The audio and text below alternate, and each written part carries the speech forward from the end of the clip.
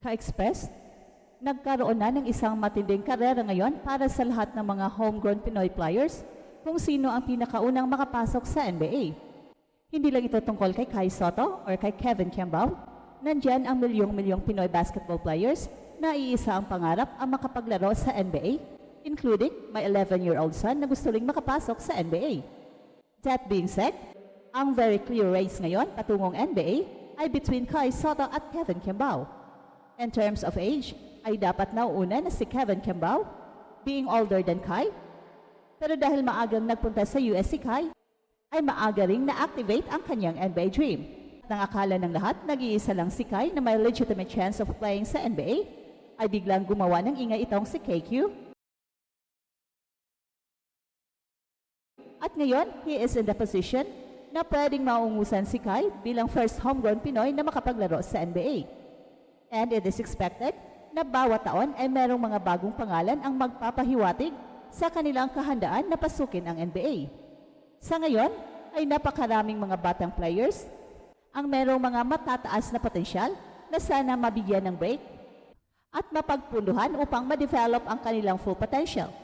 Players like Andre Ogadan, who plays like Michael Jordan, ay isa sa mga batang dapat ipadala sa US at i-expose sa highest competition available, pati sa training and basketball science. At ngayon ang tanong, sino kaya ang magiging first homegrown Pinoy to play sa NBA? Si Kai Sotto pa rin kaya o si Kevin Kembao? O maghihintay pa rin tayo ng maraming taon para sa katuparan ng ating NBA dream? Ka-Express, sa bawat sulok ng Pilipinas, mula sa mga kalye ng Tondo hanggang sa covered court sa probensya, isa ang pangarap ng milyong-milyong kabataang Pinoy ang makapasok sa NBA. Isang pangarap na tila imposibleng maabot, pero ngayon, unti-unti nang nagiging makatotohanan. At sa harap ng lahat ng ito, dalawang pangalan ang nangingibabaw bilang pinakaposibleng unang homegrown Pinoy na makapasok sa pinakamatinding basketball league sa mundo, si Kai Sotto at si Kevin Kembao. Hindi lang ito basta rivalry, isa itong karera, isang karerang puno ng dugot pawis, sakripisyo at pag-asa. Si Kai, matagal na nating kilala, bata pa lang ay napansin na sa kanyang taas, galaw at basketball IQ. Sa edad na 15 years old, iniwan niya ang comfort zone ng Pilipinas para lumaban sa US at Australia. Pinagdaanan niya ang G-League Ignite, ang Adelaide 36ers sa NBL. At ngayon ay patuloy pa rin nilalabanan ang mga balakid upang makuha ang inaasam na NBA contract. Para sa marami, si Kai ang chosen one. Pero habang lahat ng mata ay nakatingin kay Kai, biglang lumitaw ang isang tahimik pero malipit na halimaw sa UAP, si Kevin Kembao. At hindi basta-bastang paglitaw ito, isa siyang revelation. Sa kanyang unang taon pa lang, nanalo na siya ng rookie MVP at hindi ito tsamba. Kevin is 6'7" forward na marunong magdala ng bola, makipagbanggaan sa loob at may basketball IQ na pambihira. At ang kanyang style of play, isang hybrid ng modern big man at point guard. At ngayon, matapos ang kanyang stint sa Gilas at pagkapanalo ng SEA Games gold medal, unti-unti na siyang napapansin sa international stage. Ka-Express, isipin niyo to, si Kai na lumaki sa sistema ng US at Australia, puro high-level training at professional competition, pero si Kevin, lumaki sa sistema ng Pilipinas, pero nag-dominate. Well, sa totoo lang, hindi mo makikitaan ng kaba si Kevin kapag kalaban nila ang mga malalakas na bansa sa Asia.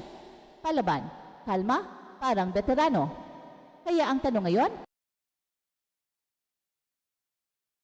sino ang mas mauuna sa karera patungong NBA? Kung sa edad at exposure, si Kai ang nauna, mukhang si Kevin ang mas mainit. May mga usap-usapan pa nga na may mga scouts mula Japan, Korea at even NBA G-League na sumusubaybay na sa kanya. Hindi imposibleng makakuha siya ng invitation for workouts or summer league. At kung mangyari yan, magiging game changer ito. Pero teka, hindi lang ito tungkol sa dalawang manlalaro. Sa likod nila ay isang buong henerasyon ng mga batang Pinoy na nangangarap ding makasunod sa kanilang yapak. Katulad na lang ng anak ko, Ka-Express. Isang 11 years old na araw-araw nagpa-practice, may poster ni Jordan at Luka Doncic sa kanyang kwarto at pinapangarap ding makarating sa NBA. Kaya bawat tagumpay ni Kai at ni Kevin ay parang tagumpay ng buong bansa. Isang hakbang palapit sa pangarap na minsang tila imposible. Sa ngayon, ang momentum ay pumapabor kay Kevin. Mas visible siya, mas consistent ang development niya, at mukhang mas in control siya sa kanyang narrative. Si Kai naman, habang may mga hindi inaasahang delay at injuries, ay patuloy pa ring lumalaban. Pero yon ang hindi alam ng karamihan. Kahit tahimik si Kai, hindi ibig sabihin na huminto na siya. Ayon sa ilang insider reports, bumalik si Kai sa States para magpa-rehab at i-prepare ang kanyang sarili sa bagong chapter ng kanyang career. Posibleng sumubok ulit sa NBA Summer League o pumasok sa G League. And as we know it, all it takes is just one shot, isang chance para maipakita ang tunay na potensyal. Habang nangyayari ang lahat ng ito, may mga bagong pangalan na ring unti-unting umaangat. Andyan si Andre Aguadan, isang batang may galawan ni Michael Jordan. Hindi pa siya kilala ng karamihan, pero sa mga nakapanood na sa kanya, they say he is something special. Kung siya ay ma-expose sa tamang training sa US at mabigyan ng support system, posibleng maging susunod na big thing sa Philippine basketball. At sa dulo ng lahat ng ito, malinaw na hindi na simpleng kwento lang ng dalawang players ang tinatahak natin. Ito ay kwento ng isang buong sambayan ng may pangarap. Sina Kai Sotto at Kevin Kiambao ay hindi lang mga pangalan sa stat sheet. Sila ang mukha ng pag-asa ng milyong-milyong Pinoy na naniniwalang kaya nating tumapak sa pinakamataas na antas ng basketball. Ang kanilang tagumpay ay hindi lang personal, kundi pambansa. Kaya't bawat hakbang nila patungong NBA ay hakbang din ng buong Pilipinas. Habang si Kai ay patuloy na lumalaban sa international stage at naghahanap ng susunod na opportunity para maabot ang NBA, si Kevin naman ay tahimik pero matatag na umakyat sa ranggo. Ang kanilang path ay magkaiba pero parehong kahanga-hanga. At habang pinagkukumpara sila ng marami, mas mahalaga pa rin ang mas malaking tanong, paano natin masusuportahan ang bawat Kai at Kevin sa bansa? Paano natin mabibigyan ng opportunity ang libo-libong batang may parehong potensyal pero kulang sa exposure at training?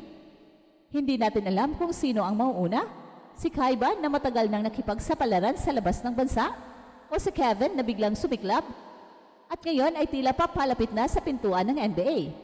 O baka isang batang Pinoy na hindi pa natin kilala na ngayon ay nagpa-practice sa init ng araw, nangangarap at nagtatrabaho para sa isang oportunidad na hindi pa dumating. Ano man ang sagot, isang bagay ang tiyak, ang laban ay hindi pa tapos at ang pinakamagandang parte ng kwento ay hindi pa natin nasasaksihan. Kaya ka-express, habang nagpapatuloy ang karera patungong NBA, maging bahagi tayo ng kwento, suportahan natin ang ating mga atleta, ipagdasal natin ang kanilang kalusugan at iangat natin ang buong basketball system ng bansa. At ito ang Express Info na kung saan bawat kwento ginulat ang mundo. Don't forget to like and subscribe.